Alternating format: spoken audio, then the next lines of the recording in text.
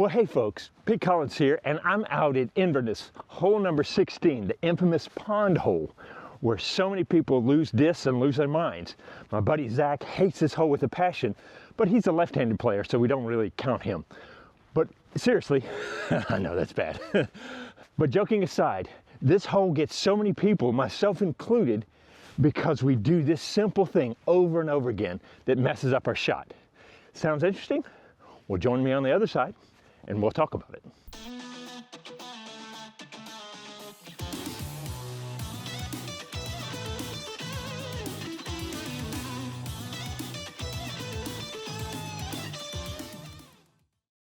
Okay, I'm gonna leave this shot right here to the end of the video because I may lose a disc or two trying to show this to you. So we're gonna go do some other stuff and come back here. But this whole video is about, once again, talking about acceleration and spin versus deceleration and being a little fluffy, touchy, trying to steer the disc. I do it all the time in my own throws when I get scared. And we want to talk about how committing through the shot and spinning the shot is the antidote for fear. All right, let's jump over to hole number 4 and start this out. When I miss shots, a lot of times it's because I'm decelerating instead of accelerating. I'm not putting the spin on the disc that it needs. And let me show you a classic example. Here's the shot. Right down here, you're going down the alley and then the basket's just to the right. So what do? I step up and I know I just need to get down the middle and then it's gonna fade. But so I step up and I throw down the middle, but then it fades off early. Okay, so what's going on? Well, in our minds, we see this alley and then it's gonna go down to the right. And we know we're gonna throw a forehand, so it's gonna fade to the right. So all we're thinking is, I just need to get it into this middle section here. I just need to throw here. And in a lot of ways, that's true. Let me bring you a little closer. In a lot of ways, it's true. Our mind needs to be focused on just getting down the middle of the gap. But we also see the trees at the end, and we want to make sure we don't throw too far to hit those trees. So what we do is we take the disc and we throw it right down the middle, but we don't do our normal throw. We do what I call is we steer the disc. And I just make sure my whole focus is on just putting it here. But I'm not thinking for the follow through. I'm not thinking for the spin of the disc. And so what I do, and I've talked about this before, I arm the disc and I really kind of fluff the disc. I soft the disc because I'm just thinking here. So I just take it and I throw and I don't give it its full snap. I don't give it its full follow through because I'm just thinking get it down there. And the disc will oftentimes, most often, it will fade off early into these trees. We rarely push too far down that way. If we hit the gap, it's going into the right side versus going down and hitting the trees beyond because we're taking something off the disc. We're worried about hitting the trees beyond so that we're not committed to the shot coming through. Let me show you the difference. First shot, I come up and I want to get down that gap and I throw and I get it down the middle, but then it fades off early into the trees over there. But this time, instead of being soft with the disc, trying to steer the disc, I'm gonna really concentrate on spinning the disc. What I call, I don't wanna arm the disc, I wanna spin the disc. I'm really engaging the wrist, the pop. I'm trying to intentionally impart more spin on the disc. You can almost hear a little bit of a whew as it comes off the hand. And notice it carries down and it flies the way I'm in my mind. I've already pictured that's what it's going to do. But when I don't put that spin on it, when I don't emphasize the spin, especially on these short shots like this, the spin dies out and it becomes more overstable more quickly. Let me show you one more time. Here is where I'm just going to arm the disc. I'm going to try to steer it. I'm going to put it right down the middle, but it's not going to make it there because I haven't given it the spin for it to hold and it's going to fade out early. So I come up, I go right down the middle.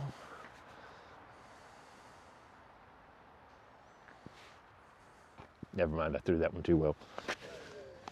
Boy, I hate when that happens. I'm going to slow it down a little bit more. I get a little tentative. What's happening is you're thinking, you're focused on the middle section here and you throw it and it goes out down the middle, but then it doesn't carry because it's running out of steam.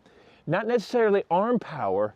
You've thrown it hard enough that it could get down there, but it's lost its spin power because you've been gentle. You've started here and you've come through here and you've slowed down instead of coming here and driving through and spinning it. Let me do one more. Let's see if we can show it one more time. I'm gonna try to really follow through and spin the disc. Notice how it holds that crisp. You can hear it kind of go, and that's what you want. Then it's gonna do that. It was on that perfect line. I could almost trace it in my mind before I threw it. Go down and fade off to the right.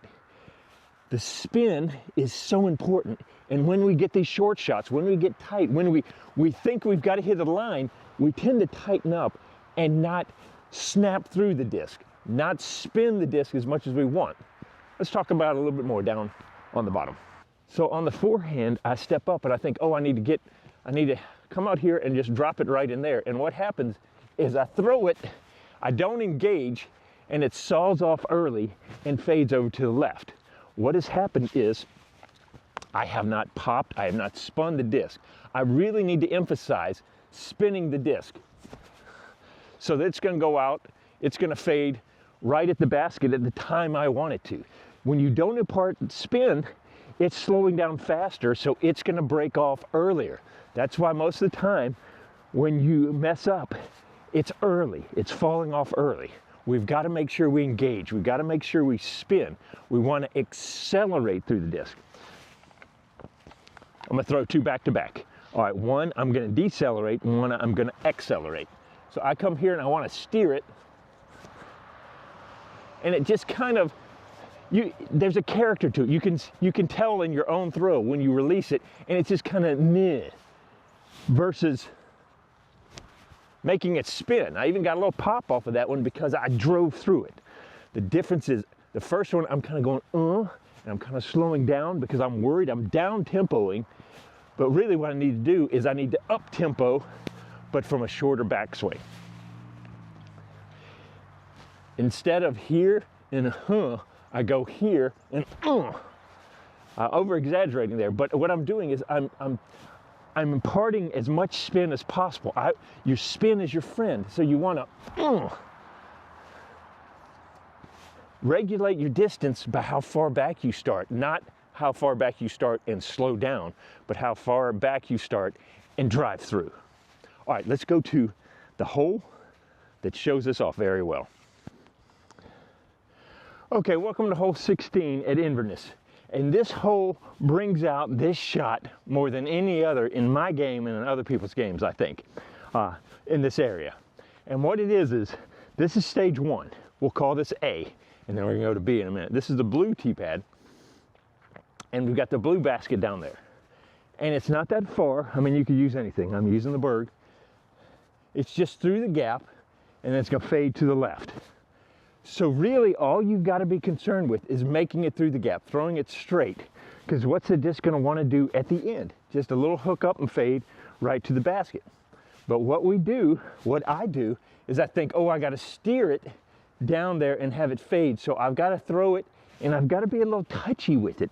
In my mind, emotionally, mentally, I'm thinking, I've got to steer it. I've got to be careful and put it here.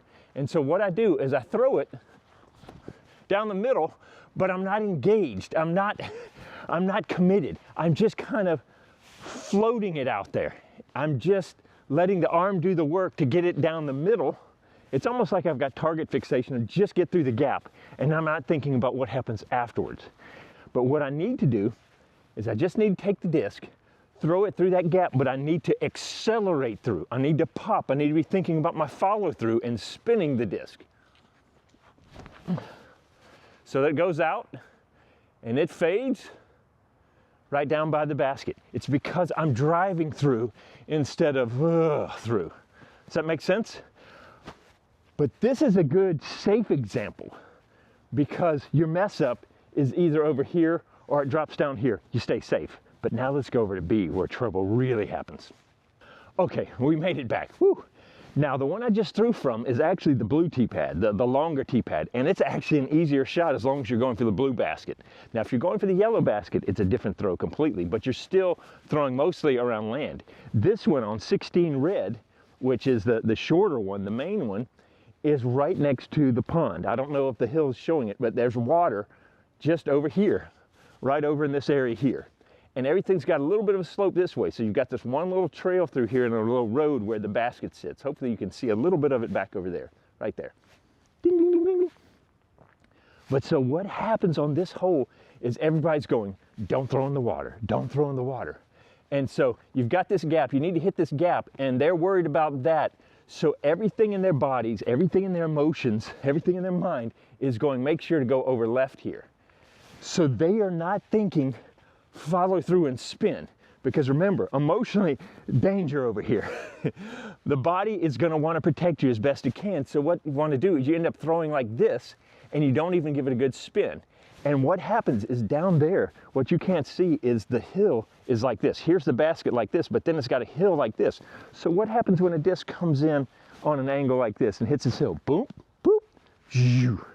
So many discs end up short left that then pick up and roll and go right. So the very thing you're trying to avoid, you end up going to because you don't commit to the shot. So what you need to do, all right, this one may be gone forever. I'm gonna demonstrate. I'm gonna throw it and I'm not gonna put the spin on. I'm gonna try to steer it. So I'm doing my normal reach back and I'm throwing through, but I'm not accelerating. I'm actually trying to do a touchy shot. Does that make sense? We're trying to place the shot instead of spin the shot. So now I'm going to come out here, I throw it, and see it's immediately diving way faster, and it hits the hill. Yeah, it stayed up top, and that's a joy. I actually stayed on top of the hill. It was bad enough that it stayed safe. But does that make sense? Because I'm not spinning, I'm not driving through, I'm not accelerating, the disc is dying early. It's plopping out of the air instead of gliding and following the track.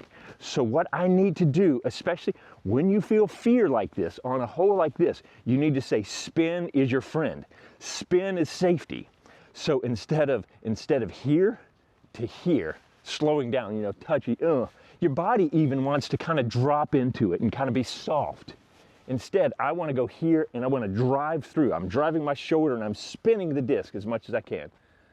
So, and look at the difference in the way the disc flies.